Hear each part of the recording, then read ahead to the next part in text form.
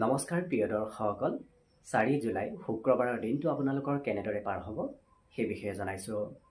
মেষ ৰাশিৰ ব্যক্তিসকলৰ আজি ঘৰত সম্পত্তি বৃদ্ধিৰ যোগ দেখা পোৱা গৈছে। বৃষ ৰাশিৰ ব্যক্তিসকলৰ আজি কামৰ বোজা অকণমান বৃদ্ধি পাব।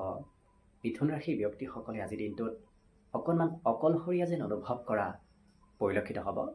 কৰ্কট ৰাশিৰ ব্যক্তিসকলৰ কিন্তু আজি ভ্ৰমণ আৰু যাত্ৰাৰ যোগ দেখা পোৱা গৈছে। সিংহ ৰাশিৰ ব্যক্তিসকলে আজি নতুন পথেৰে ধন আপোনাৰ হাতলৈ আহিব। কন্যা ৰাশিৰ ব্যক্তিসকলৰ আজি অতিথি আলহীৰ ফালৰ পৰা কিবা খবৰ অহাৰ সম্ভাৱনা পৰিলক্ষিত হৈছে। তুলা ৰাশিৰ ব্যক্তিসকলে আজি মাতৃপক্ষৰ কোনোবা সম্পৰ্কীয় ব্যক্তিৰ সৈতে আজি আপোনাৰ যোগাযোগ হোৱা দেখা যাব। বৃশ্চিক ৰাশিৰ ব্যক্তিসকলে আজি ঘৰত কিবা কাম প্ৰয়োজনতকৈ বেছি সময় কৰিব লাগিব। ধনু ৰাশিৰ ব্যক্তিসকলে অৱশ্যে আজি মনত কিবা কথাত অকণমান আনন্দ আৰু ফূৰ্তি অনুভৱ কৰা দেখা যাব।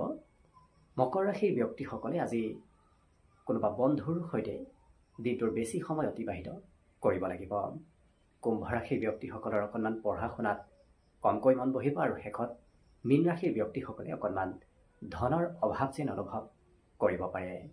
লগতে প্ৰতিদিনে নিজৰ ৰাশিফলবোৰ সদায় পাই থাকিবৰ বাবে চেনেলটো সদায় ছাবস্ক্ৰাইব কৰি ৰাখিব। ধন্যবাদ।